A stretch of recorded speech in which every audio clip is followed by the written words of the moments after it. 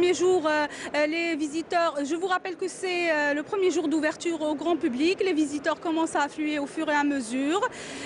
Ils sillonnent les stands. Certains sont à la recherche d'éventuelles relations de partenariat. D'autres sont là juste par curiosité. Je vous rappelle qu'un programme très riche est prévu pour cet après-midi. Au rendez-vous des conférences de presse. Nous avons à 14h30 une conférence de presse animée par l'Agence nationale de soutien à l'emploi des jeunes sous le thème « Avoir son entreprise, c'est possible ». À 15h30, nous avons une conférence de presse animée par Madame Arila Chlali, directrice de la communication au niveau d'Algex, sous le thème « Promouvoir vos produits à l'international à travers la galerie virtuelle ». Voilà donc ce qu'on peut vous dire pour ce premier jour. Merci Céline Ben Saïdi. Je rappelle que vous étiez en direct avec nous depuis la SAFEX où se tient la foire internationale d'Alger. Simodeco, une entreprise privée spécialisée dans la fabrication de meubles de bureau et domestiques. L'entreprise se lance dans l'exportation, destination l'Europe. 3 conteneurs partiront la semaine prochaine vers Marseille. Il s'agit de produits made in DZ fabriqués par la main-d'œuvre algérienne. L'entreprise exporte déjà vers l'Afrique et expose actuellement à la foire. Hasna Zoubiri, reportage. Encourager les exportations hors hydrocarbures est l'objectif que s'est fixé le gouvernement algérien ces dernières années. Simodeco, spécialisé dans la fabrication de mobilier à usage domestique et de bureau, a procédé à la première opération d'exportation de ses produits vers l'Europe. Nous sommes aujourd'hui, on produit jusqu'à 3000 articles par jour, toutes les 24 heures, vu que l'usine, comme vous le savez, tourne 24 heures sur 24. Et nous comptons exporter, clôturer l'année à 1 million d'euros d'exportation. C'est des conteneurs, comme vous voyez là. Il suffit qu'ils arrivent là-bas, qu'on distribue. Nous avons une bonne qualité et de bons prix. L'opération qui se fait actuellement, c'est l'envoi de plus de 5 conteneurs vers Marseille, vers notre succursale là-bas. Et cette année et cet été, on compte développer le marché B2B, business to business, c'est-à-dire cibler la grande distribution, cibler les centrales d'achat qui sont situées en France pour développer notre activité là-bas grâce à la nouvelle gamme 2019. Créée en 2011, cette jeune entreprise a pu satisfaire la demande nationale et s'imposer dans le marché national grâce à des produits conformes aux normes internationales. Nous, on a une capacité de production de à peu près 100 000 articles par mois. Cette capacité, éventuellement, c'est par rapport à la demande du marché national. Donc 100 000 articles par mois, c'est quelque chose, d'accord. Donc la demande, elle y est. Et parfois, on n'arrive pas à satisfaire à 100% les besoins. Donc on essaie à chaque fois d'améliorer notre process de production, notamment en investissement, en apportant des nouvelles machines, en augmentant les capacités de production. Il ne s'agit pas de la première opération d'exportation. Simodeco est présente depuis 2012 dans plusieurs marchés, notamment africains, comme le Gabon, le Maroc ou encore la Tunisie. Après l'Europe, Simodeco vise le marché américain.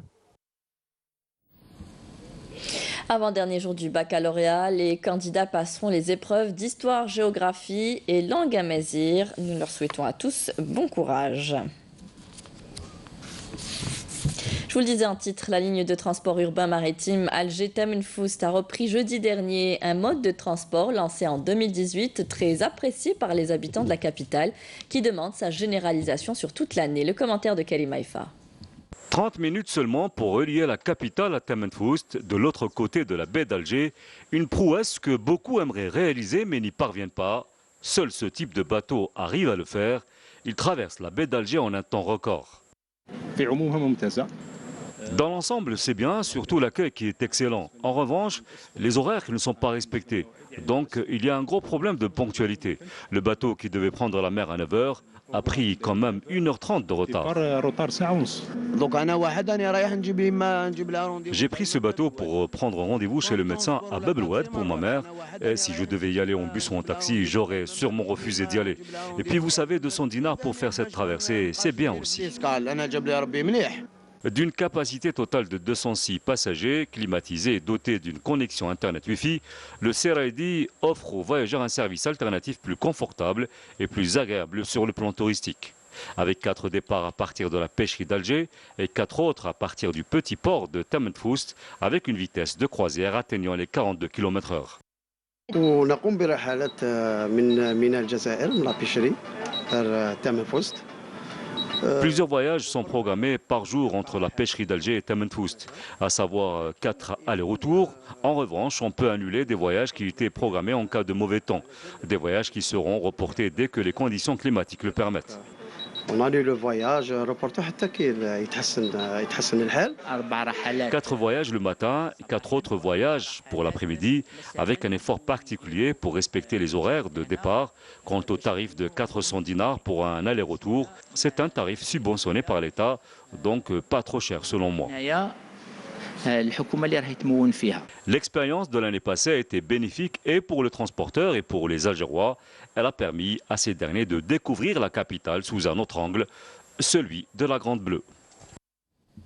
Dans l'actualité internationale, une nouvelle tuerie dans des villages d'Ogon a fait 38 morts et de nombreux blessés dans le centre du Mali, où le président Ibrahim Boubacar Keïta a récusé il y a quelques jours toute notion de conflit interethnique, tandis que l'armée subissait des pertes humaines et matérielles dans une embuscade plus au nord. L'armée malienne renforçait ce mercredi sa présence aux environs des 2 villages touchés par l'attaque.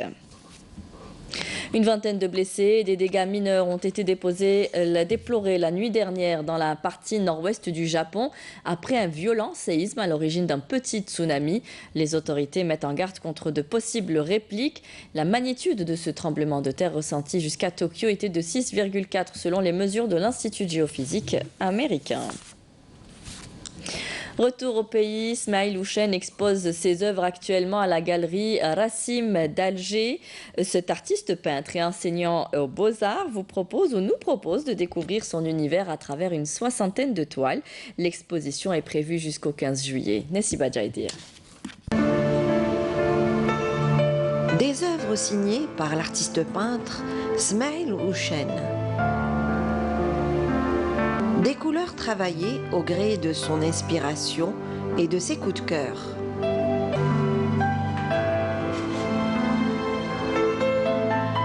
Enseignant à l'École supérieure des Beaux-Arts d'Alger, Houchen nous offre en partage sa passion pour la peinture.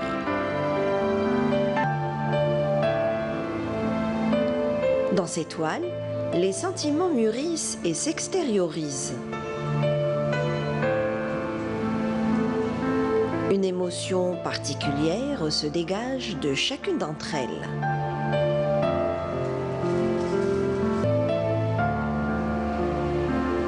Cet artiste peintre a participé dans différentes régions d'Algérie à plusieurs salons consacrés aux arts plastiques. Au travers de sa peinture, il communique, échange et partage. À l'écoute de tout ce qui l'entoure, sa sensibilité demeure toujours en éveil.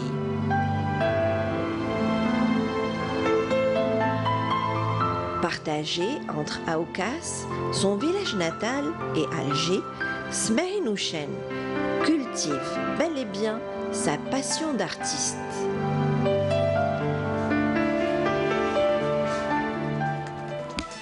C'est la fin de ce journal. Merci à vous tous de nous avoir suivis. Vous pouvez revoir tous nos programmes sur les adresses qui s'affichent en bas de votre écran. Rendez-vous dans un instant avec Mina Abed pour les prévisions météo. Et ce soir, vous retrouverez Amina Zahrouf pour le journal à 19h. Très bonne journée à tous. Au revoir.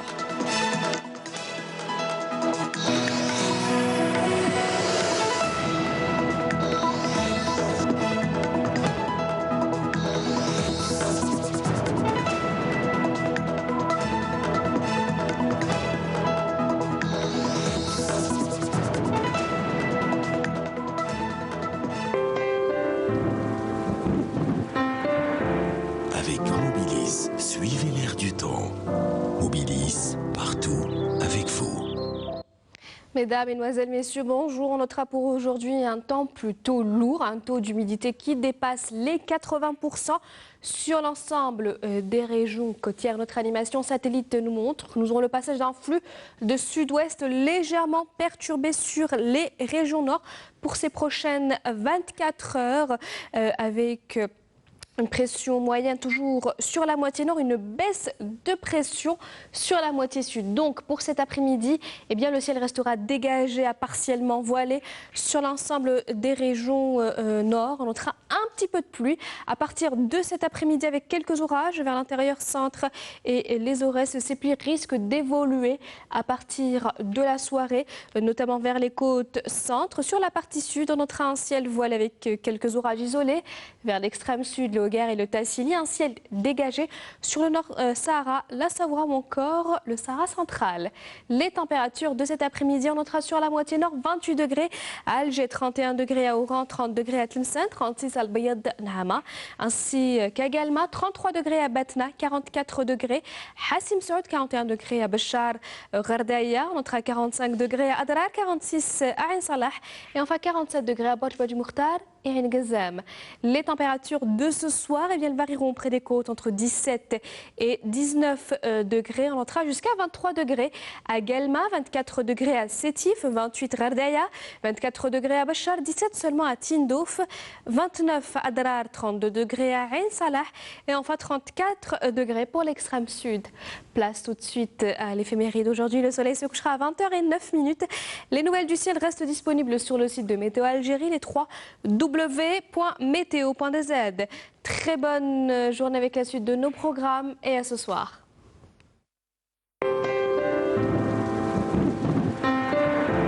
Avec Mobilis, suivez l'air du temps.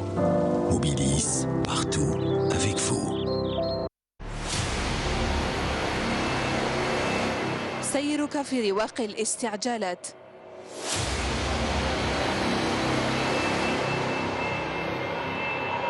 يتسبب في حوادث خطيرة.